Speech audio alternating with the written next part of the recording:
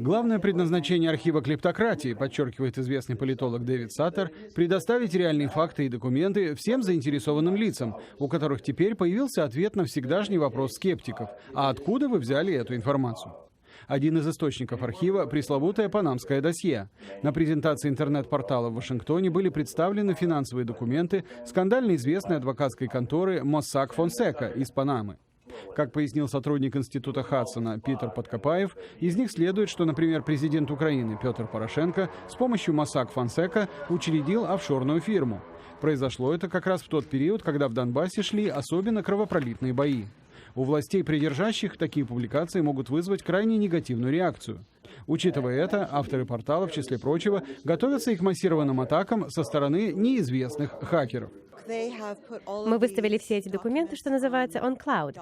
Это веб-сайт, администратором которого являются американские редакторы и корреспонденты, ведущие журналистские расследования. Для таких людей, как они, этот архив исключительно важен. И сейчас, когда мы вступили в эпоху гибридных войн, кибератаки являются их неотъемлемым компонентом. Так что будем надеяться, что авторы архива сумеют их выдержать. Выставлен на веб-сайте и текст реформы президентской администрации России. По утверждению расследователей, его опубликовала российская газета «Коммерсант» сразу после прихода президента Путина к власти. Но по каким-то причинам текст почти сразу же был изъят из печати. В документе говорится о том, что правительственные органы планируется разделить на открытую и закрытую секции. Открытая призвана создавать впечатление продемократического и реформистского правительства. Но все главные решения, включая и контроль за политическими партиями и движениями, в соответствии с реформой принимаются в закрытом режиме. Российский лидер, кстати, также фигурирует в отдельной графе сайта с соответствующими ссылками. Архив, по мнению Дэвида Саттера, поможет западным политикам и экспертам правильнее выстроить дипломатические и прочие связи с представителями России на всех уровнях. Есть какие-то практические вопросы, где мы просто обязаны говорить с русским правительством. Русское правительство пронизано организованной преступностью, поэтому это сложный вопрос.